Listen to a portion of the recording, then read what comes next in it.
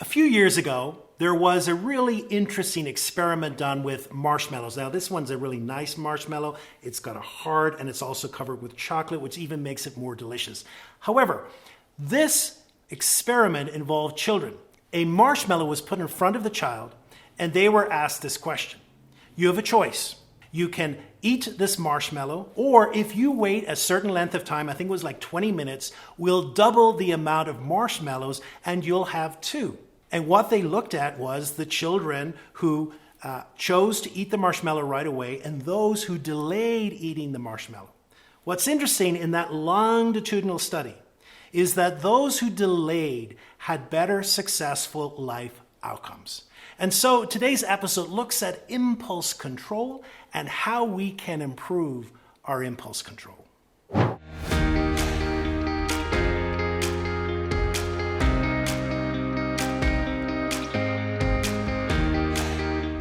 Today I want to explore three key focus areas that will truly help us explore the impulses that are part of our life and then also explore how much control we have over those impulses, because in many ways success at work and home boils down to our ability to control some of those impulses. Stay tuned. The first area is self-awareness. Now, if we are going to explore our impulses and our impulse control, then self-awareness becomes a critical element in that. You know, so often we have behaviors that are so compulsive or perhaps are out of our awareness. And so bringing all our actions into awareness becomes critically important, especially when it comes to dealing perhaps with some of the impulses that we have.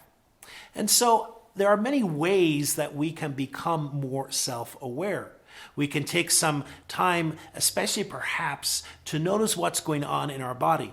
You know, very often we get critical signs in our body, our physical bodies, before we become more mentally aware of what is happening.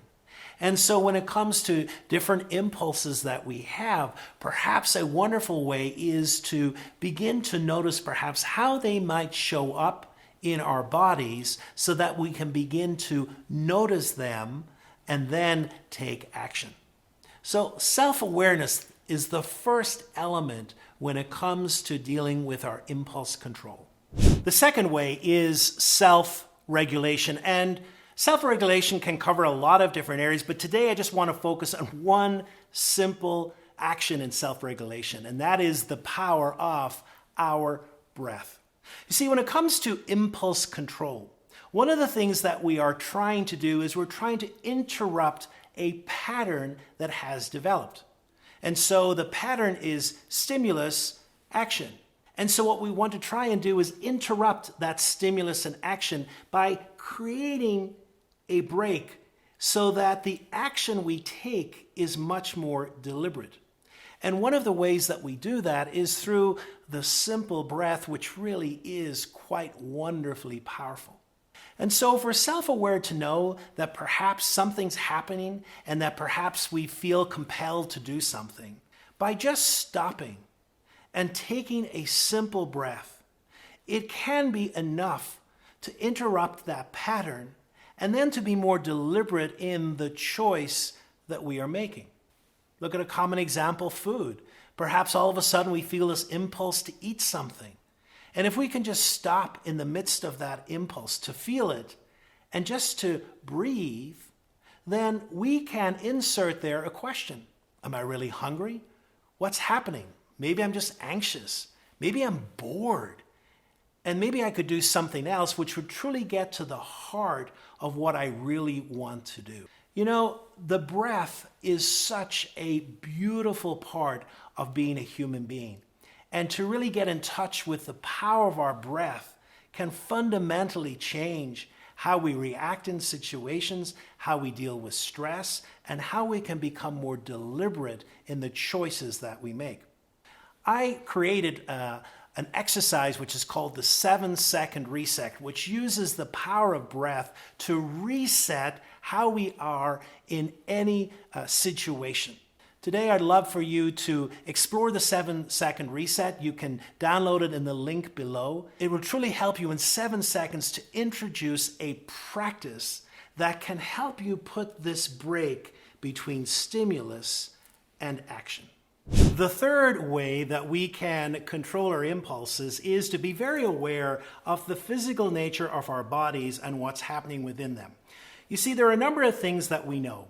First of all, people who get the right amount of sleep, who are rested, tend to be better at controlling their impulses. Well, that could seem very obvious, except that we live in a country that has a chronic level of sleep deprivation. And so if we are operating with a lack of sleep, it becomes incredibly difficult to control perhaps some of those impulses.